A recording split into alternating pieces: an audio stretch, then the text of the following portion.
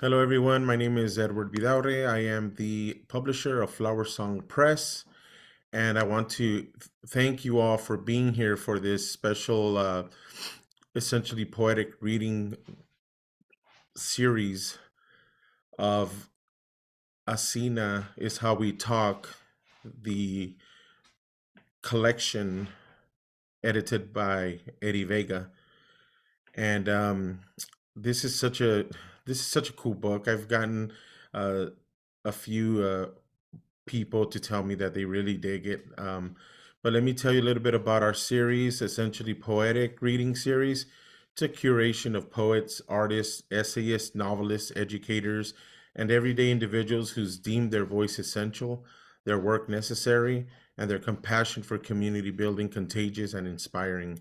This space is free of judgment and hate and is a space for writers, readers, and admirers to come together to listen and uplift one another in a creative, poetic, and intentional online space.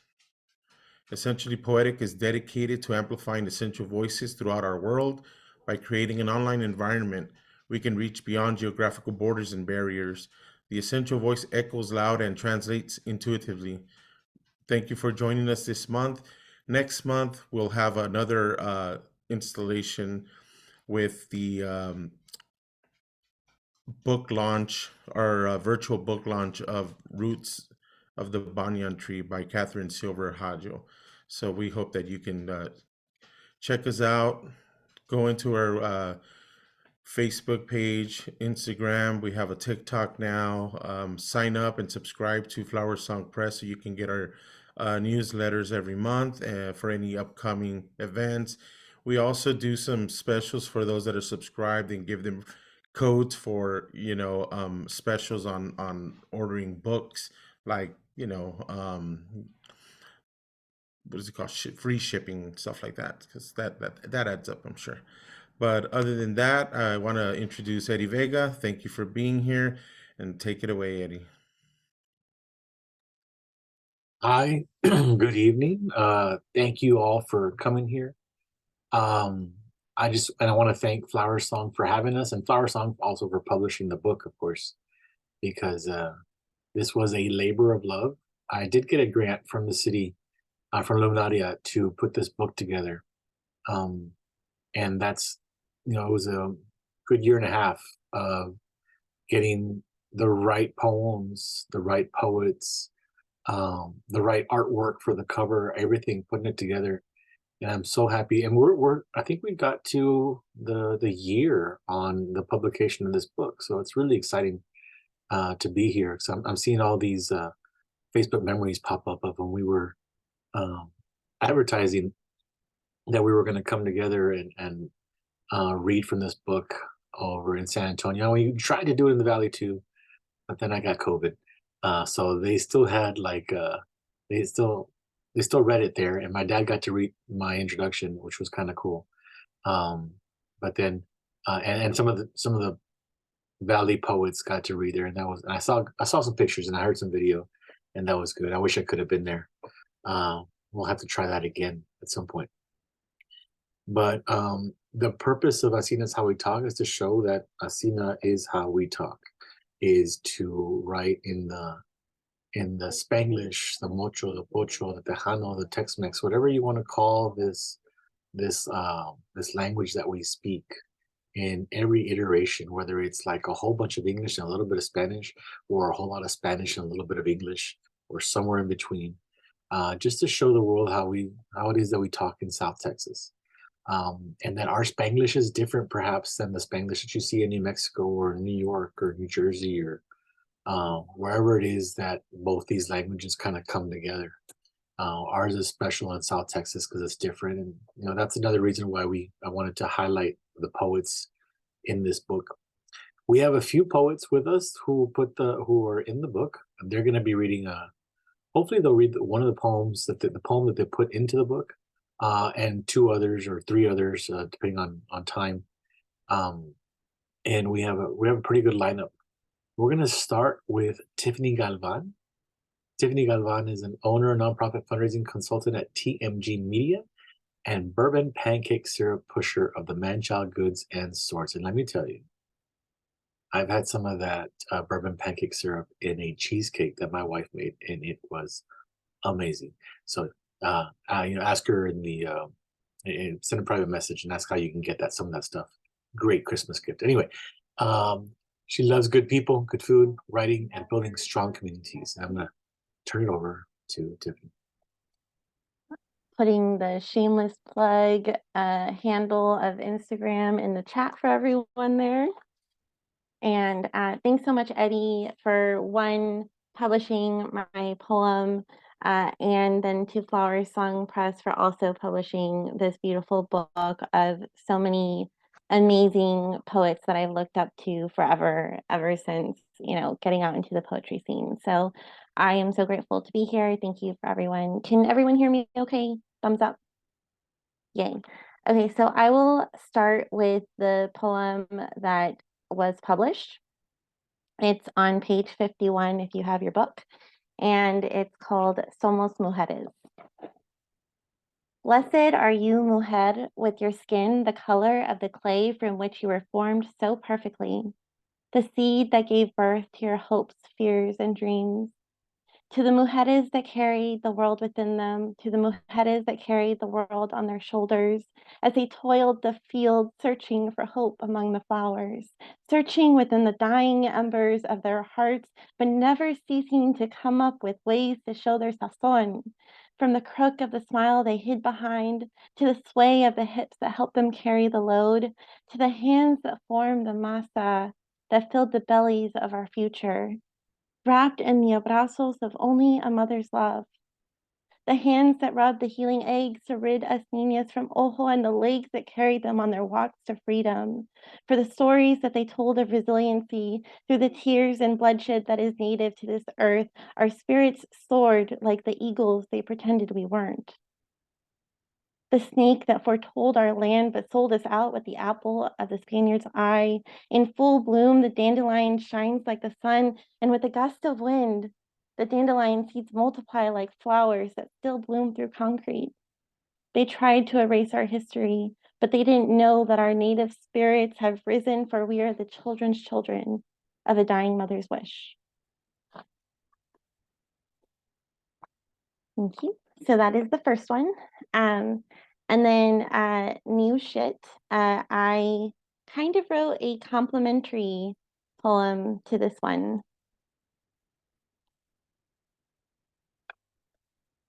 It is untitled currently.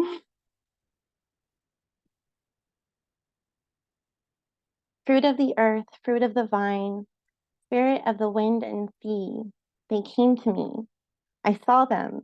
They came to me, the children on the vine, the ripened brown children that called to me, the ones that bared the fruit of Mother Earth and Sister Wind, that carried them to eternal dreams of petals on a bloom not yet longing for winter. Eternal children of the Aztec sun, with the cool breeze whispering, I love you, on the songbird that sings a lullaby, nestling in their cradle like a mother's womb, lulling the Nina's fears of redemption and reclamation. They know not their names, these children of the spirit and the wind. They know not the power of Mother Earth, that they were born to carry her, mold her, honor her, love her as their own. For how could they know their power in the whispering wind? How could they know that their dreams were ordained on dandelions carried over the wind and seas, that the water created them and washed them off any inequities, and lies that were foretold long before the winds and changes of time carried them, like the water that smooths the hard stone, the wind breathes a small hush in remembrance. I love you. You are never forgotten. You have always existed. Lay your feet bare in Mother Earth. Breathe in and release. I am here. We are here. Mother Earth, Sister Wind, we are here. So that is the second one. It's so weird just kind of like talking to only two people and everyone else. Thank you. And then let's see. Um, I'll do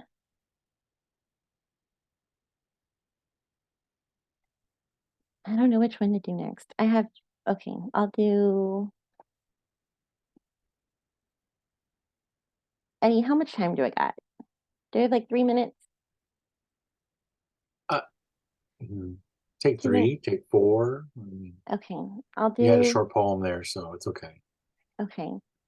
Um, I'll do one that I haven't done in a very long time. Or I don't think I've ever done this one justice. It's called Forward to Your Rainbow, a trigger warning. It's about depression and all of mental health. And also, well, I'll explain after. Because you shouldn't explain poetry. You should just let people feel it. Loving a man with depression is like loving an everyday rainstorm, just so you can see the most brightest, most rarest full circle rainbow you've ever seen in your life. The night we felt in love and met felt like a collision of two souls, I the star and he the galaxy, lost in some weird black hole that my eyes fell right into. The music deafening. Or maybe it was the 2 hurricane cocktails I had, but regardless. Our eyes connected as he laughed at me from across the room. His insistence that he couldn't dance and my insistence to try anyways. A constant in our love story, pulling each other to the dance floor of life. The moment I met him, my heart uttered, "Tiffany, you are screwed." And the first time he said, "I love you," I didn't just hear the words. Every word from I to love to you reached within the very depths of something inside of me that I didn't even realize was broken. It was as if his words seeped into my broken cracks for a moment, include every fiber of my being as a tingle of rushing waves flowed through my synapses and made me feel alive. Our love blossom ignited, exploded, dissipated, reignited, and bloomed into a combustion of fireworks that left stars flashing as years rolled by. I knew from that moment on that I was screwed from loving any other man like I could love this man. It was sadistic. Me, this ray of sunshine, throwing myself into the pits of someone's brokenness just so he could see what a candle looked like, just so that I could selfishly see how a small candle could shine in his darkness. Yet how naive was I to think that loving him was the same as loving myself. Loving yourself with depression is like loving an everyday rainstorm just so that you can see the brightest, most rarest full circle rainbow you've ever seen in your life. It's an everyday battle of looking in the mirror, seeing your scars, and hoping no one notices that you have them too. It's an everyday battle of looking in the mirror and telling yourself that no matter what depression says, you're worthy, you're beautiful. The world needs you. I remember one night, my 8th grade year, I knew exactly where the gun was. Being bullied in school and having a lisp and having my awkward self came with "you're annoying, no one likes you, everyone hates you, Tiffany." The thoughts rolled through my head, clutching, screaming, all consuming, until by some miracle piece, call it God, call it the universe, call it ancestors or angels, I heard, "I love you, you're beautiful, you're needed." But having depression doesn't mean that you automatically win the war. You may win some battles, but winning can mean a couple of things, right? It can mean getting out of bed, eating a sandwich. Depression is an everyday battle reminding myself to love myself. It's an everyday reminder that I'm not alone in these thoughts. You are not alone. I think of my friends that committed suicide often, and I wish they knew that they were candles. I wish they knew how bright they burned, yet too soon burnt out, because depression can make you feel like that. It'll make you feel like you ran a marathon when you've been paralyzed on the couch. It'll make you feel like you should do something healthy, like go outside, get fresh air, get some knowledge, reach out to a friend, but you won't because the couch, the couch. The fucking depression keeps you glued to the couch. So much so that even when you see a glimpse of the promise of an oncoming rainbow, depression will convince you it's a multi-level marketing scheme. Because how can so many colors fit so beautifully together? But they do, just like you, fit so beautifully together with all your scars and broken pieces. And even if the rainstorm looms in the horizon, shrouding you from noticing how fucking majestic you are, you remind yourself that even a rainbow doesn't know how beautiful it is. It is. You are. Let me hand you an umbrella so you don't have to carry this alone. Let us dance in the rain. 2 candles, many candles, fearless of the rain.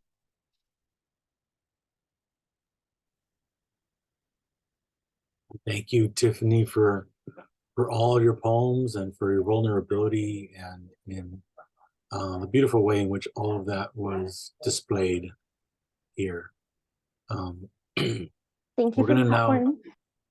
yeah, we're gonna now go to Tomas Castillo Roque, aka Rain or Shine, who looks to be, I hope you're not driving. I hope you're just like hanging out in the car. But we're not sure. Are we driving?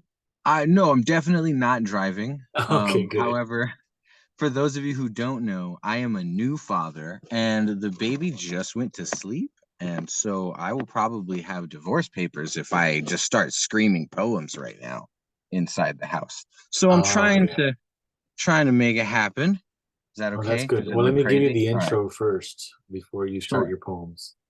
And I also have to tell you, I mean, I'm using a little subdued tone myself because my wife is actually working about 15 feet from me, and I don't want to interrupt her calls. So anyhow, I know there's not a baby, but I see what you're going where you're going with that. Tomas Castillo Roque is a San Antonio son who seeks to speak to the constant mix of joys and woes through the lens of an assimilated Latino millennial seeking to recapture his heritage. He's a lover of dogs and Butterfingers, Los Spurs, and is the San Antonio 2013, 2016, and 2021 Grand Slam Poetry Champion. Take it away, Tomas. Thank you. Thank you. You're all too kind. The applause is really deafening, guys. I appreciate it. Thank you so much. No, but on a real note, thank you so much for having me. Every time I'm asked to read poems from this collection, I'm reminded of how important the work is that we do, and it makes me feel connected to something so much bigger than myself. And so for that, I not only thank everybody who's listening and Eddie for putting it together, but the other artists and poets included in this collection. Thank you for being a part of this with me. So yeah, I'm gonna start off with the poem that is in the book. It is called Familia, and I hope you guys enjoy it. The soundtrack to my earliest memories is composed of David Lee Garza and Jay Pettis. De niño, I would fall asleep to the sounds of 30 or more people who would all be laughing and dancing to Tejano lullabies a couple of hours before they became wolves howling gritos at the moon. The long night, sprinkled with a montón or so of noise complaints from the vecinos, was the only way my family ever saw fit to send off any loved one. And to this day, should Diosito decide to call another one of our pack home, well, you can find the rest of us huddled around a barbecue pit, wrapped in a backyard of memories or possibilities, depending on your age, next to a radio that'll be blaring heartaches or headaches, depending on your age. See, if there's anything my family knows how to do other than drink, it's come together. A tradition of outstretched arms has built us stronger than levees, taught us that rains may come and go, but as long as La Luna still shines floodlights bright enough to dance to, then there's something to be celebrated. My familia loves to remind each other that there will always be someone. Alguien will always be on the other end of the receiver, that there is an ocean of couches to surf. We love to remind each other that our legacy is more than just cloudy memories and life lessons some of us were too young to watch play out, that these family reunion scriptures will be preached to breathe faith into the generations we give birth to, psalms to remind us that even though we watch over each other more diligently than angels, there are still ghosts and skeletons in our midst that prove we are only human. In esos dias, when wilting feels like the only direction you can grow, remember there is divinity in having your spine held up by people who just might love you more than the Heavenly Father himself. And no matter how wayward our path may take us, family hands will always be bound by hopes and well wishes. See, I believe Diosito could find himself in the forgiveness passed down through generations. And even if he can't, I can't think of a better place to start looking. Thank you. How do y'all clap that loud? It's crazy. I think I'm losing hearing with that level of decibels. No, I appreciate it. Thank you. The next poem I'm gonna do, I just enjoy doing it, so I hope you guys enjoy hearing it. If you've already heard it, tough. So the former manager who asked me to introduce myself to the new employees and then corrected my pronunciation of my name. I am not a potato nor tomato. What I mean is there is no variance. So when you ask me my name, mine is the right answer. If it doesn't sound right, you are the problem. Fix that, not me or my family. Tell me, is it company or personal policy to flex your power here, sir? When a subordinate chooses native over palpable, to just rephrase an entire history of toil and struggle to ease your conqueror's mouth, my abuelo would have your tongue nailed to the wall were he still alive. Does my name taste that way to you? Like iron will splitting the dirty alleyway you speak through. Your last name is Gomez. Same as your son's and your father's. Oh, be this your corporate wisdom. How I might succeed like you. Tell me, is it after I swallow my own tongue that I finally get promoted from window washer to whitewasher? Or is admittance to the club only for those of us who learn how to shut the fuck up? Listen, my name is Tomas Julian Castillo Roque. And the only people who get to ease their mouths around that name are those that gave it to me. They've worked for it, wrestled with all of the edges and corners of me to say my name how they please. You will address me with all the familiarity I showed the government, or as an ancient spell on parchment. You will cradle every syllable and accent to conjure my magic. You will speak me with intent. I will not be spat out or compressed for your sake or the sake of understanding. My family is that of construction and farms. We are that which grows, which stands erect above the dust, and I refuse to allow you to look down on me, mouthful of dirt, as you speak. Mr. Gomez, I am not uneasy that you are bothered when our history comes marching through your teeth. I pray that your children never have to speak their names as compromised, but if they do, I hope your wish comes true and the wind carries the eroding wail of our ancestors to your ears, turns your skin a ghostly pale, your hair a sickly yellow, and your eyes become as blue and cold and lifeless as you are. Thank you. Woo. So I don't know if you can tell, but that my hands are kind of coming in and out of frame. I read a lot in public, and it's weird for me to do this in just this space. I feel like y'all are right here with me, so I'm just gonna keep leaning into that. Um, I new shit. I'm gonna read something new. I've been itching to do this somewhere, so this is like the first time that I have read this poem to anyone that is not a dog. So I hope y'all enjoy it. And if you don't, tell me like 2 or 3 weeks from now. Thanks. This is called But First.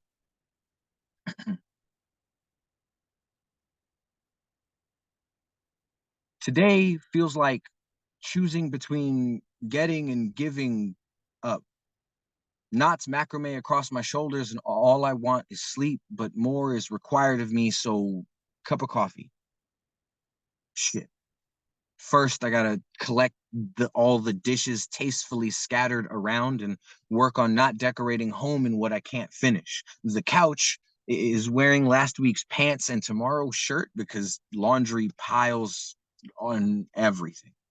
Add it to the list. Okay, coffee. No, dishes first, then laundry. No, maybe dishes after laundry. Suddenly this day is really starting to feel like it's seizing me. Start over. One small task of a small task at a time. First, I have to get up. I gotta get up, then brush my teeth. And if we're honest, that'll double as breakfast. Multitasking. That's how I can get this day back. I could start the washer while I brush my teeth, but first I gotta sort the clothes, which requires spoons, and the coffee mugs are dirty, so I can't do that. What I can do is stop being lazy. I can stop hesitating, stop holding myself back, stop making excuses for why my legs won't carry me to the someday when all of this is done. Stop getting in my own way only to beat me up about what I've yet to do. Stop, stop, stop, my friends say. Give yourself grace. Take one task at a time, love yourself, and I will. But first, I have to get up, make my body act like me. Remember what me looks like. Foggy brain, I can't quite picture it. I think coffee might help, or having a clean place to think, or clean clothes. Tomorrow's really starting to feel like my day. Gives me today to get ready to do, but I feel guilty about stringing up a normal sunrise as bait for a good day. They do say good things come to those who wait, but I've waited through so many bad days. I just want to I just want to get up, get up, get. I just know everything will be better if I could just give up. Thanks.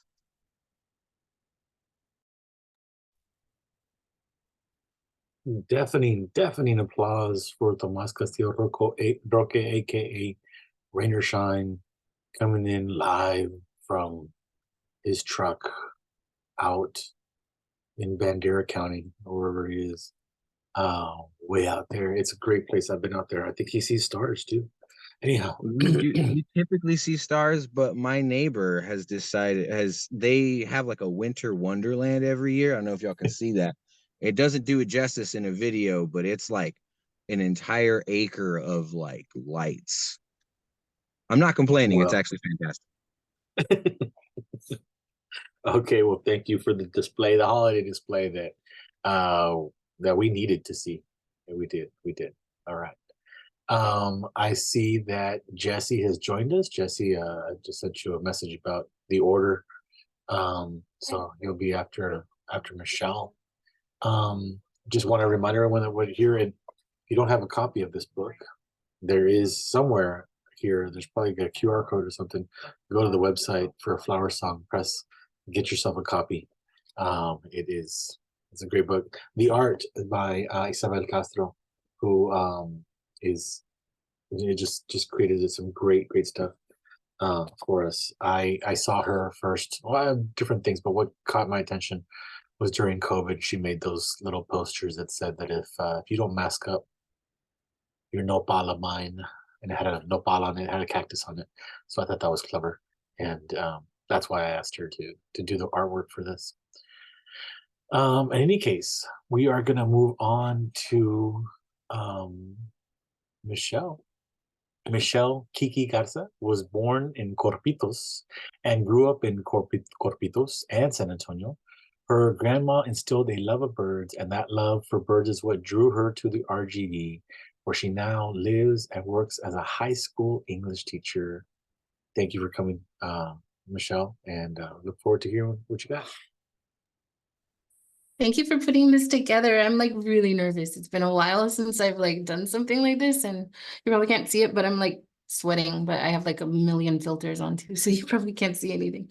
But yes, thank you for putting this together, and thank you for this book and all of this amazing poetry. It's really amazing. It makes me even more nervous to read, but I'm gonna try it. So okay. I'm gonna go ahead and I'm gonna start with something that it's really old, and it's probably kind of a faux pas, but it's a little kind of rough, but it's also kind of silly. I have very short poetry too, so I'm gonna see if I can get away with reading maybe like 4-ish, if that's okay. And yeah, so here it goes. So this one is just kind of, it's silly, it's just whatever. But how to purchase tampons for the first time. At some point in the day, you make the conscious and cautious decision to get up and go to the store. You debate on whether you should go to Walmart, Target, or the corner store. You go to Walmart. They'd have a better selection, you think. Once you get there, you search everywhere for a place that reads sanitary napkins until you remember they're in the beauty department. Ashamed, you head over from the candy aisle, past a dress where you'll never fit into when you slam into a woman dragging her little girl by the arm. The girl's crying and mom is pissed. She yells some obscenities that basically translate to "watch where you're going." You wonder whether she's worth an apology and decide she is. She rolls her eyes. When you finally make it to your destination, you stand glaring at the boxes, waiting for one of them to yell out, "Pick me!" And then a miracle instead of a curse. Your mother creeps up inside you. Only married women should use these, mija. In fact, not even married women. No woman should, unless you're a bruja. Then you have other problems more important to worry over. Are you a bruja, mija? You turn around. The 16-year-old Walmart employee is asking you to move so he can fill the shelves. You decide that you aren't crazy and wonder why they always get the pubescent boys to do the dirty work. You leave Walmart with a bag and receipt for the heavy flow overnight napkins you purchased. Inside your car, you curse your mother. So that's that one. Sorry. So I have another really short one. It's also kind of old. I've been just kind of revising a lot of work lately because I've been in a little bit of a writing rut. So I've just been kind of tinkering with old ones. This one is just called Mom. Mom, you say that your papi fed you Bible verses with silver spoons in the hopes that some new kind of life would grow inside your belly. He held your hand through Sunday school lessons of love and forgiveness. His dreams for you had never been your own. In Sunday morning classes, they told you stories of sheep whose wool was armor for winter winds casting of pebbles and stones. Stories of women who had been handpicked and molded for something greater than fetching water from wells and pouring into empty pails. And still, they wonder why you left.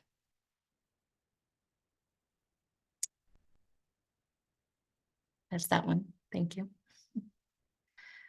And then I have this one, and then I'll do, after this one, I'll read the one that's in the book. The one in the book is probably the one that I'm most fond of. But okay, so this one is, Tell me, Ama. Tell me, Ama, what does it mean to be a woman? Answer me in tongues of santas who walked before us barefoot on cobblestone. There must have been a time when you were young. You don't speak of it often, so tell me, what was it like? Did your mother clear pathways for the woman you would become? Offer lilies she had taught you to plant? Have you forgotten how to plant them, Mama? Did you hold your father's hand, such distant descent from God, without the judgment of time? Did he walk you down those neighborhood roads where street lamps still flicker? Mama, will you show me what it means to love con ánimo? Tough enough to splinter, but soft, consenting to heal the wounds you once bore. Teach me what it is to remember from where I've come. Teach me to sway my hips to the cumbias, las bandas that play inside your head, to sing the corridos que tú sabes. Teach me to slur my words into phrases that reflect the beauty of the still young girl inside me, and to crook my mouth enough to forget the stones that fly toward me. Thank you, thank you, thank you. And then this is the last one. This is the one that is in the book. And it is called Unfurbished or Unfurbished, History de mi Lengua. My Spanish rolls off the tongue like Lego blocks, hard, plastic, squared edges, unwieldy at the roof of my mouth. My eres are covered in grease, sluggish. My hot tongue tries to force the thick spit of my colonial Tex-Mex away. Ama dice que Spanish is important. Businesses look for bilingual employees, but her school beat her lengua from her head, tried to replace it with wild American spirits, cowboys, Texas Rangers, and now they want to build skyscrapers in my mouth, land their jets between the ridges of my palate, sacrifice my smile to the tech gods in Zoom and in photos. My lengua is a puzzle, Symbols in their pamphlets broken apart and pulled together in clean, straight lines, they dig for gold inside my throat. The neighborhood borracho still reeks of Bud Light. I want to find the words to tell him, you deserved better. My tongue fights hard to remember how, pero no me recuerdo de nadie. And that's all. Thank you again. I appreciate it. Thank you. All right, thank you, Michelle. Thank you so much. Before you go, what high school are you at that you teach in the Valley? Actually, this is my first year teaching at San Benito High School. I was teaching San with Benito South High. Texas ISD, but yeah, I'm in San Benito. Okay, home of the Greyhounds. Uh-huh. Yeah, good job. All right, thank you. Thank you for joining us and for all that. I do notice that either somebody has taken Leonardo D. Cervantes' name or she's in the chat. And I want to welcome you. I want to tell you that I have this book right here in front of me. It was at my desk, just so happened serendipitously to be here. So thank you for coming to, and thank you for everybody else who's here, poets and professors alike, who have joined us. I seem to have lost Jesse Cardona. Oh, no, I think he's back. I think he's coming in. So we're gonna give him a moment to come in. Jesse, you with us? I'm gonna go ahead and introduce him. I think he's probably like unmuting and all that other stuff first. I'll read the bio in the book. It says Jacinto Cardona is a San Antonio, Texas poet who grew up in Alice, the hub of South Texas. He is the author of Pan Dulce, a poetry book. His poem, Vato con Khakis, was selected for performance at the New York City Symphony Space. He is a La Voz de San Antonio poetry champion, and his poetry is documented in Voices from Texas by San Antonio filmmaker Ray Santisteban. Cardona teaches English at Incarnate Word High School. And I'm not sure if, hopefully he's good. He's here. Are you here? I always feel like I'm in a seance when I'm like, asking if people are here on a Zoom call. Jesse, are you here? Are you here? But anyway, maybe if there's a technical difficulty, that's okay. I'm going to, I'll read a little bit, and then when Jesse comes back, Jesse can close because he's quite capable of doing that. I'm going to read. I have a new poem that I just I don't think it's even finished, to be very honest with you. So I'm going to read it, and you can let me know if I should just scrap it all together. Oh, mira nomás. Yeah, sorry about that. Just having techie problems. It's okay. On my side. Oh, you're outside now. Is that why it's so dark? Okay, that's.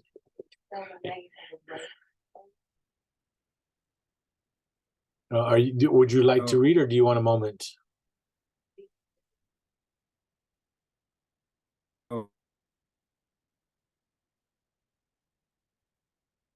Okay, I think we're still having technical difficulties. So I'm gonna go ahead and read, and then we'll allow Jesse to come back. I think you're in here twice, actually.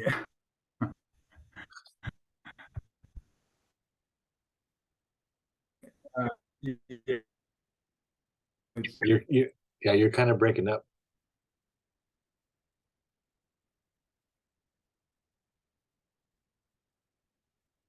All right. Yeah, for real. I'm going to just do my first little poem while you're working it out, and at some point, just if I pause, just interrupt me when you got it, and then we'll get back to it. But I wrote this. I was inspired, so I picked up some what we call parking lot tamales, right? Those tamales that come that you get in a parking lot somewhere, and they were just amazing. I got them on Monday, and I wrote this today. I unwrapped the husk from the tamal, released a memory hidden inside, whispering with a rising wispy steam. Abuelita Tocha directing her comadres with looks and gestures. Each one knew her role in the process. Chabela embarrando la hoja, spreading chisme to Lupe echando puerco, echando madres about hermanas, hermanos, vecinos, fulanos, venganos, even sutanos, perenganos, peregrinos, palominos, and niños finos, de aquí, de allá, de este lado, del otro lado, de todo tipo, tanto amistad como viejo pelado. Me, my sister, absorbing, hearing what maybe shouldn't have heard, laughing when we thought it might be funny, laughing when we hoped it was funny, crying today because las comadres cocineras are as gone as the distinct taste of my abuelita's masterpieces, her tamales, los regalitos, existing now only in the memory of my soul.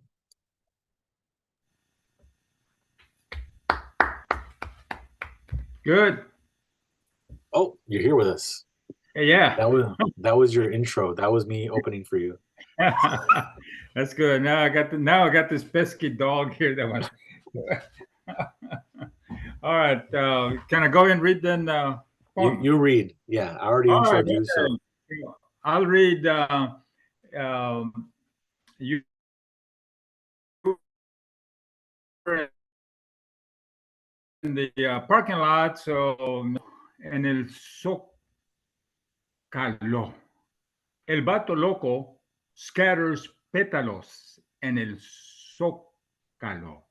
Begs for pesos to buy besos for his humble huesos. Some say he used to be un hombre rico. Now he rocks back and forth, chanting mil y pico, flashes his imaginary machete at every fulano, sutano y mengano who sniffs at his delicate condition. As long as he lives, though, in his city of seductive dulces, not to mention tamales, el vato loco en el Zócalo does not have to memorize the antidote for poisoned arrows or tamales, if you wish.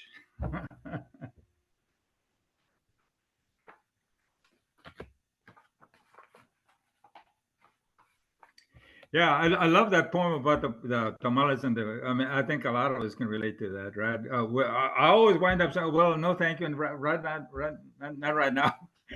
But I have tasted some. I must say, I've tasted some best tamales from 7-Eleven. I went to with Larry Garcia, a fabled teatro man from San Antonio. Some of you may have heard of him, and uh, so I can relate to that poem. So let me read Tex-Mex code switching. Code switching. My Tex-Mex linguistic twitch. Spanish, English leap into my speech. Bewitching, code switching. Shifting from one linguistic code to another can cast a spell on you. Oh, no, it's not a hex to flabbergast, to stupefy, to vex monolingual speakers. Code switching, just my joy of dos idiomas, two languages in a conversation, an alternating current, a high power application. Luigi Galvini, experimenting with electricity, took a copper hook. Frog legs twitch. The rest is galvanizing history, just like el 2 de febrero, el 2, when the 1848 Treaty of Guadalupe Hidalgo ended a war between the U.S. and Mexico, and Mexicans who stay in Texas became Mexican Americans caught between speaking Spanish and speaking English, making the most of a linguistic hop. La raza cósmica became grammatical grasshoppers, chapulines, creating a code switching chapolinguistics. We got hops, raza. Nonetheless, at school, a child gets a spanking for speaking Spanish, goes home to trace a favorite font, black letter, aka Old English or Gothic. Some say just speak all in English or all in Spanish. But when my mother dropped her purse, she exclaimed, "Ay, Chihuahua, se me cayó la purse." So I say, love that you know the word purse. Love that you know bolsa. Yes, my mom should have said, ay, se me cayó la bolsa. But she did not. And I like to think she was celebrating the hybrid, the hyphen in Mexican American, the hybrid, hyphen in code switching.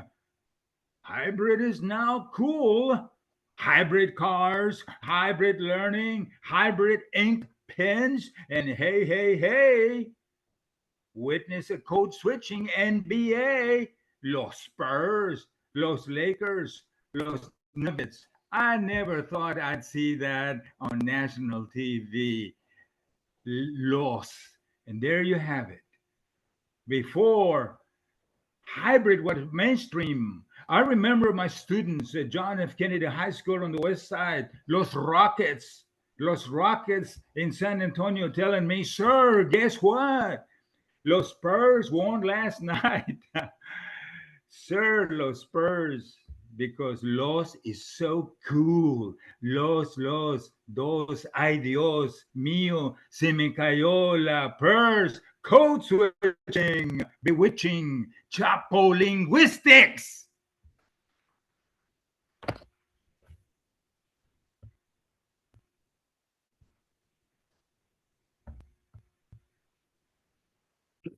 Are you is that the end of your poems? Do you have another one, or you want Yeah, I'll read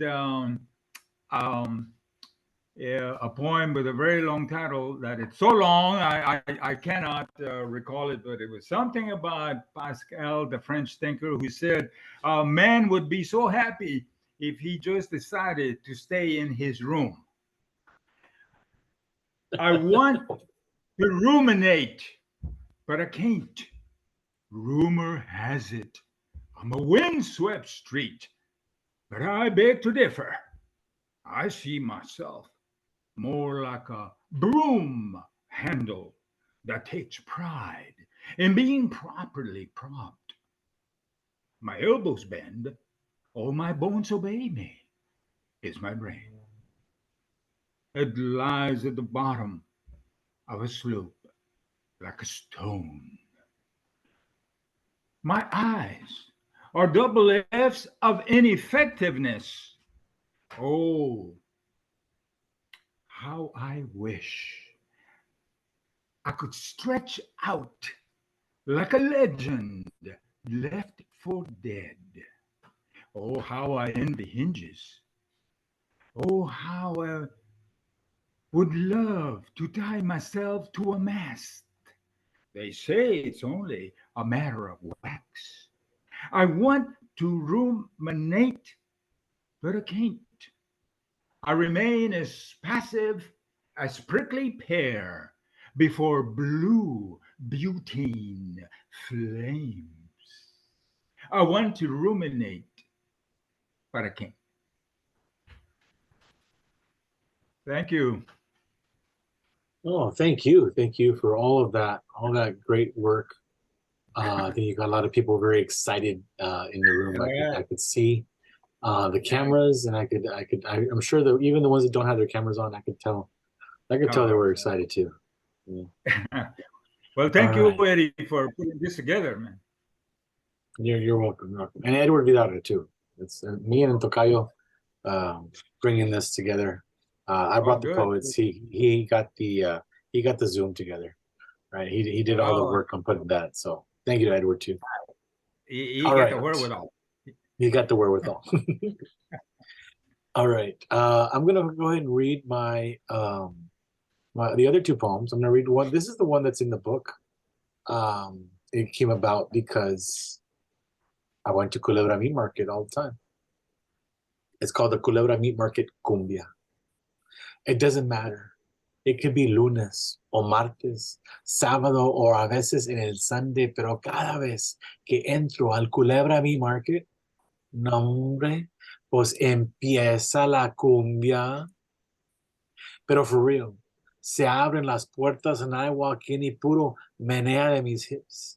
Y mis hands go up como asina. Because every time I'm walking in, ahí están Los Ángeles Azules o los Tucanes de Tijuana, Sonora Dinamita, or somebody cumbiando, you know. But or the best, it's whatever, is when they play Fito Olivares, rest in peace. Y no, I just don't mean Juana la Cubana. No, the other day they were playing Se me sube el colesterol. And I was dancing while looking for food. Se me sube el colesterol. And everything I was putting into my basket was subiendo my cholesterol. Mi amorcito. Eggs, me sube el colesterol. And some bacon, me sube el colesterol. Pan dulcito, me sube el colesterol. Chicharrones, que súbele, que súbele, que súbele, que súbele. And I'm dancing all the way to the cajera. The viejitas are smiling. Well, the viejitos, they just nod their heads. My hips are swaying while I'm paying. Y la cajera, como si nada. Como un stone. Parada ahí nomás. 24:53. It's like the music stops, and I wonder if maybe she's into the corridos instead. Pero not me, porque cada vez que entro al Culebra Meat Market on the Bandera Road, it's time to cumbia. All right, and I'll end with this good. one. Thank you. I'm gonna end with this one. Something I've been working with lately. I see those calendars all the time, or those. One of my students has a phone case of the Aztec warrior, and we have this very romantic view of that. I kind of wanted to talk about that. It's called No Soy Guerrero. We may all wish to be the descendants of Aztec warriors, guerreros, aguileros, hijos del jaguar. No, that's stupid. The warrior classes were the first to go. Dead men don't make babies, except in the novelas. I am more likely the descendant of skilled and unskilled laborers, chile pickers, tortilla makers, artisans and artsy sons, chaluperos, retail groseros, and other embusteros. Basically, any gig that would allow a vato to write a poem on the side of a pottery shard or a canal's shallow shore. I'm the descendant of survivors, those who taught us to be proud of our roots while bowing our heads before the patrones. I'm the descendant of laborers, those who taught us to work as hard as it did to live with whatever compensation that was received, to struggle in our fields and expect nothing in return. I'm the descendant of pre-conquista troqueros, those who taught us to carry everything from Coca-Cola cases to potato sacks, the littlest of siblings to crumbling abuelitos, traditions to burdens, and all of the grudges. I'm the descendant of questionable communicators, those who taught us passive aggressive, aggression, quiet subversion, working hard, putting our back into back talk, putting the ass into passive aggressive, never actively violent, preferring to share Google Doc to a loaded Glock as we spread all the good news because Cheeseman is the first draft of history. Tonight, I declare that most of all, and with all affirmation, that I'm the descendant of dreamers, those who looked at the stars that they'd named and the patterns that they claimed only to sigh in realization that the constellations would be given new shapes. Yet, in spite of all the rewriting, retransmitting and reinvention, looked with hope toward heaven. Anyway. All right. Thank you. Thank you all. I'm going to go ahead and turn it back over to Edward, as it seems that we are at the end of our readers and coming up to the end of the hour. And thank you all for coming, for being here. To the teachers and professors out there, you've got some poets that if you want to bring into your classroom, we're as easy as a Zoom call away. So just let us know. Thank you, Edward. Thank you, and thank you all. You funny and exciting writing and reading from all of you. Thank you so much. It was good to listen to poems also that were not in the book, to get a feel for you know your style and the different ways you can write. This collection is pretty awesome. It's something that's very necessary, and it just fits with you know with the times. And I mean, this is something that's been going on for a long time, right? We just uh don't write about it as much, and I think it's a collection that needs to be introduced to, you know, the people that want to learn Spanish, but also want to get to know the code switching that takes place in the way we talk, especially. And we don't see it as funny or anything like that. It just comes naturally. We just, you know, talk y decimos cosas que are just, you know, um, natural when we do it, right? Sometimes we're looking for a word and it just sounds better in Spanish, or it just has a different kind of punch when you say it. And so this is a really cool book. I think everyone should get a copy. Everyone's local library should have a copy. But thank you, Eddie Vega, for you know, putting this master plan together, collection, of course. Um, Thank you. And there's so many other readers that couldn't make it, that have um, you know, writings in this book that are also awesome. Pero I do thank you all for being here. I do want to invite you all for our next installation of a Flower Song Press reading, which will be on December 13th at 6 p.m. Central Standard Time. It's the Flower Song Press book launch of Roots of the Banyan Tree by Catherine Silver Hajo. And this book, the blurbs by Jish Jen, author of Thank You, Mr. Nixon and the Resistors, says, vivid, compelling, and beautifully told, this story of a half Palestinian Christian, half Lebanese Muslim girl growing up during the Lebanese Civil War deftly interweaves the special complexities of Middle Eastern life and identity with the crushes and excitement of any girl's adolescence. And this book is on the border of a YA and adult book, so it's for everyone. But yeah, just want to say that thank you for being here, and let's hope that you know, more people get this book in their hands. Great Christmas gift, I would think. Great stocking stuffer. But you could find it at flowersongpress.com. You can get with Eddie Vega, and he also can sell you a copy. And maybe, and some of you authors too, you know, you can sell books and get your signature in there too, so that it could be personalized.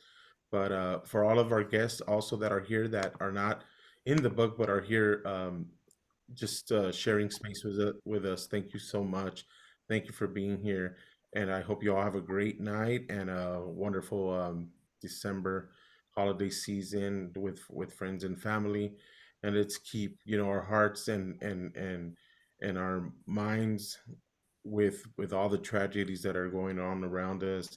Let's keep them in our, you know, in our light and love, so that we can hopefully um, we all be able to celebrate in all over the world, not just in these parts, right? But thank you again, Eddie, and thank you to all the readers that came on, and thank you to all of our guests also that came on. We appreciate you, and I hope to see you soon. Thank you.